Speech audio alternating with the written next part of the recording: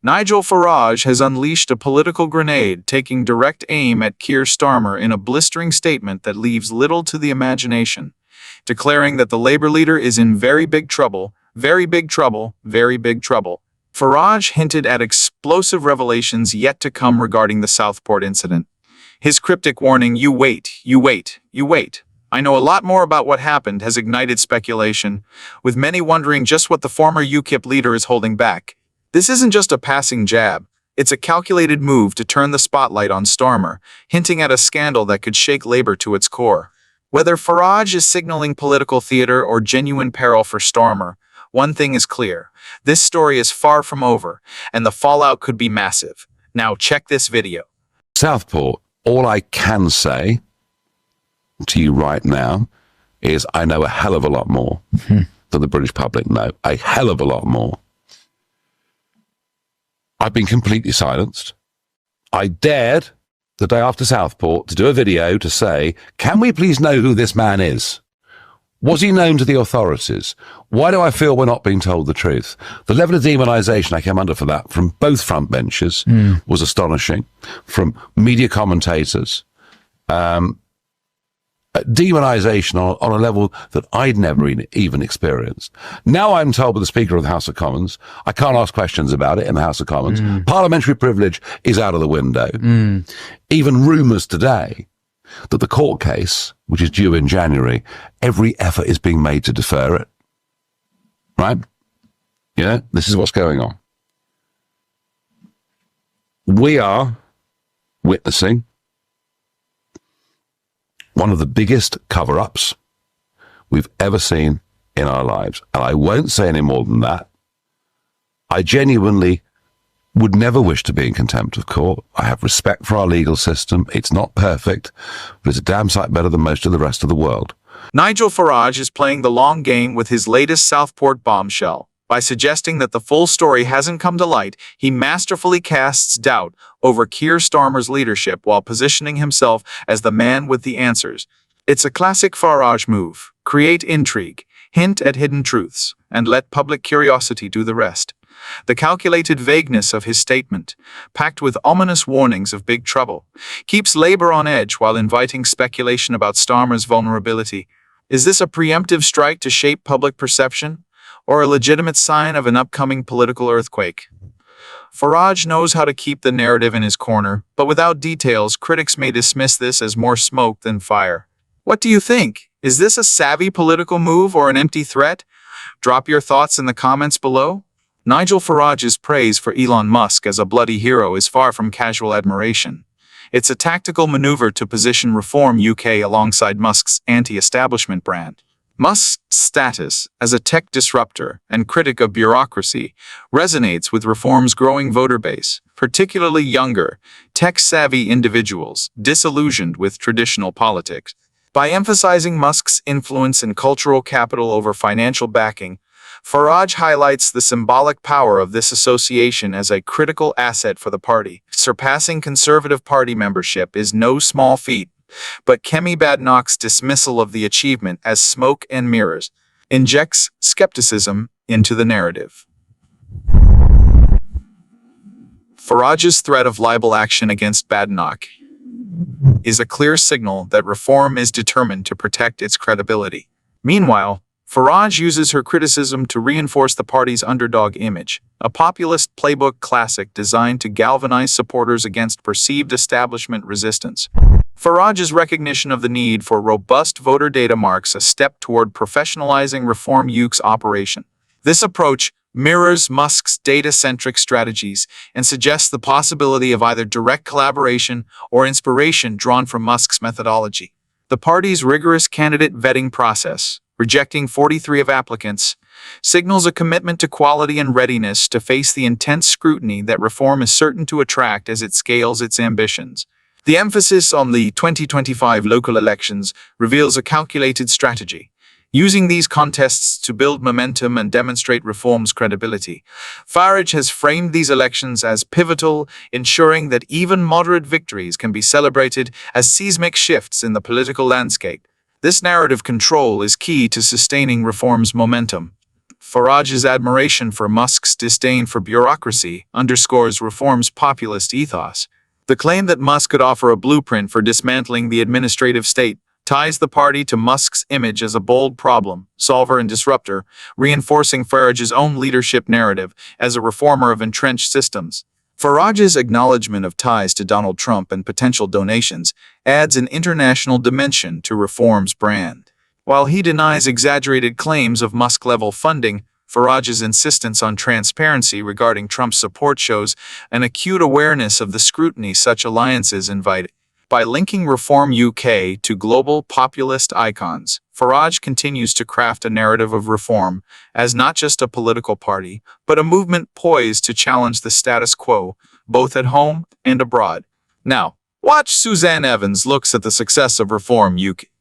Is a very serious allegation because, as Nigel Farage said, now you can't libel a political party. I think I'm right in saying that, that you can attack a political party and it doesn't necessarily count as libel, but you can libel individuals. And of course, what Farage is saying in attacking Reform, Kemi Badenoch is attacking him personally and calling him basically a liar and a fraudster who's been very dishonest. And of course, he's absolutely right to be angry about that. I mean, who wouldn't be? And this has become such a public spat now. But again, I go back to what I was saying earlier. It's a complete own goal for Kemi Badenoch and the Conservatives. They shouldn't have touched this with a barge pole. They should have said, something like, yes, we see that Reform is doing well. And whether or not they're getting more members or not, the polling is quite clear. Election results are quite clear. Polling in Scotland suggests they've beaten the Conservatives there. Polling in Wales suggests that they've drawn level with the Conservatives in Scotland and that they're beating the Conservatives in Wales.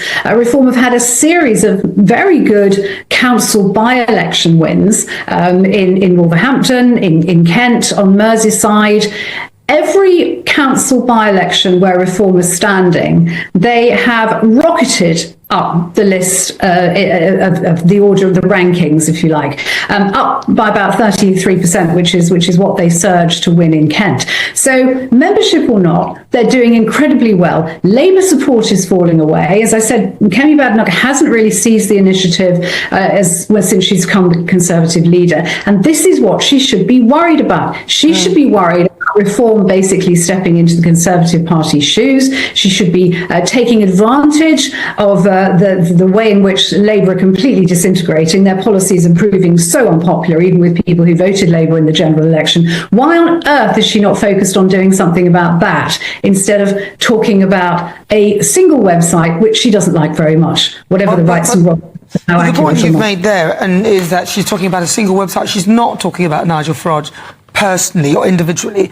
So she's made it quite clear that she's talking about Reform UK. So isn't this a bit of a waste of time for Nigel to even bother engaging in it? Really, to say that if she doesn't apologise that he might take legal action and all that, because as you said, you can't libel a political party anyway, and this is not a personal attack. Very briefly, Suzanne, sorry, I've only got about 30 seconds. But That's okay. It's because, it's gold dust for Nigel because he can use it to get more publicity for him and more publicity for Reform. And that's why he's pushing this line, even if he knows in his heart of hearts that legally he might not be able to do anything about it. Reform UX membership surged to 150,000, overtaking the Conservative Party, is more than a milestone.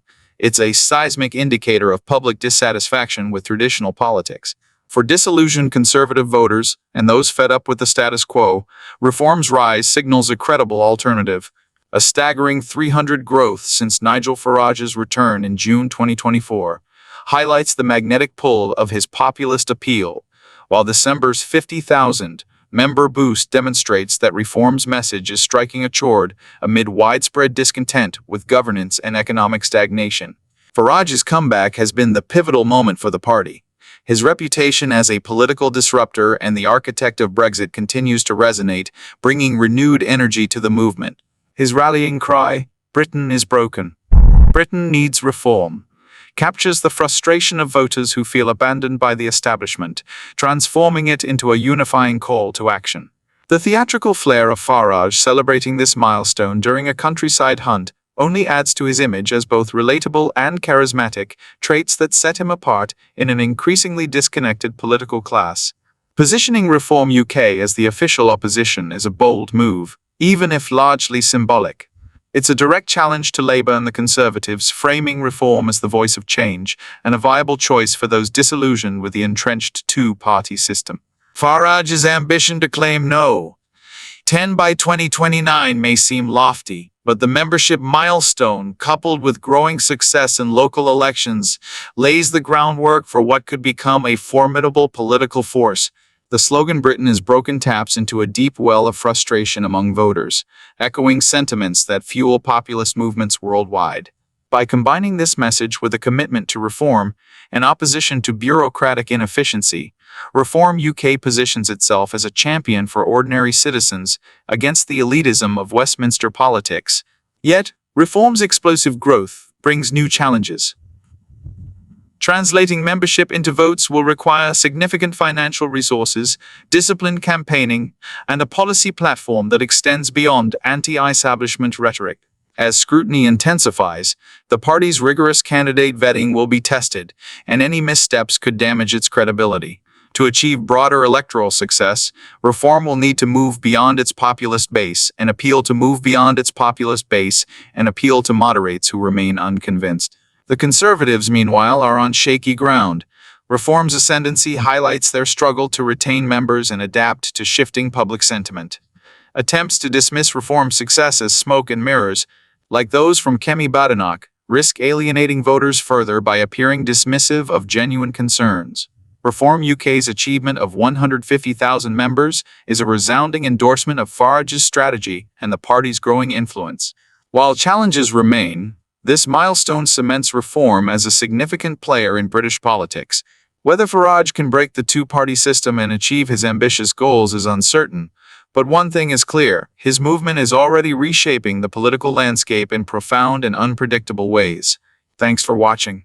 Stay connected. Don't forget to like and subscribe to keep up with our latest videos and stay ahead of the curve on the issues shaping our world.